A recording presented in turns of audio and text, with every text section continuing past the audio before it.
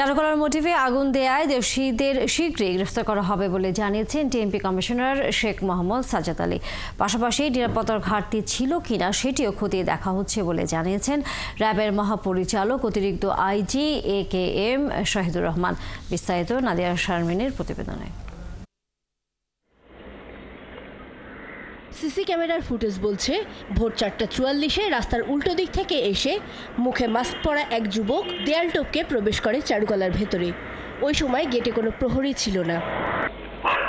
পরের মিনিটে মোটিভের কাছে গিয়ে তাকে আগুন দিতে এবং একটু পরে আরেকবার আগুন উস্কে দিয়ে সরে যেতে দেখা যায়। এরপরই আবার দেয়াল টপকে বেরিয়ে রাস্তা পার হয়ে উল্টো দিকে সোহরাওয়ার্দী অংশে চলে যায় সে। আর এই পুরো ঘটনাটি ঘটেছে 3.5 মিনিটে। এই যুবককে শনাক্ত ও গ্রেফতারের খুব কাছাকাছি পৌঁছে গেছে বলে জানান ডিএমপি কমিশনার। এটি নিয়ে একটি মামলা শাহবাগ থানায় রুজু করা হয়েছে এবং আমরা অত্যন্ত আন্তরিকতার সাথে এবং সকল ধরনের প্রচেষ্টা চালিয়ে যাচ্ছি। আমরা অত্যন্ত ক্লোজ, খুব নিকটে পৌঁছে গেছি এই মামলাটি ডিটেকশনের ক্ষেত্রে এবং আমরা আশা করতেছি যে শোভাযাত্রার আগামীকাল 9টার আগেই আমরা একটা সন্তোষজনক পর্যায়ে মামলাটা ডিটেকশনের ক্ষেত্রে চলে যাব এবং সম্ভব যদি হয় এই বাই দিস টাইম আমরা এই দুর্বৃত্তদের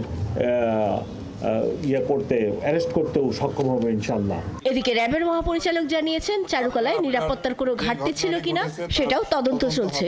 তদন্তে এই ঘটনার সাথে যারা জড়িত তাদের বিরুদ্ধে আইনানুগ ব্যবস্থা নেওয়া হবে এবং আমরা এও খতিয়ে দেখছি যে এখানে আমাদের নিরাপত্তার দায়িত্বে যারা ছিলেন তাদের কোনো ঘাটতি ছিল কিনা সেটা অনুসন্ধান করে দেখা হচ্ছে এবং যদি সেরকম কিছু পাওয়া যায় অবশ্যই তার বিরুদ্ধে ব্যবস্থা নেওয়া হবে। তবে এই ঘটনার প্রভাব মূল আয়োজনের নিরাপত্তায় পড়বে না বলে মনে করেন র্যাব ও পুলিশের এই দুই কর্মকর্তা।